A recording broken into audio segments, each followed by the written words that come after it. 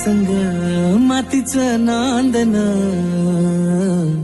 जीव झाला चकवा चांदन. आभाळा संग मातीचं नांदन, जीव झाला चकवा चांदन. दिवसाच दिस त्यात तार या नभामध्ये, दिवसाच दिस त्यात तार या नभामध्ये. हो जगन हे न्यार झालं जी.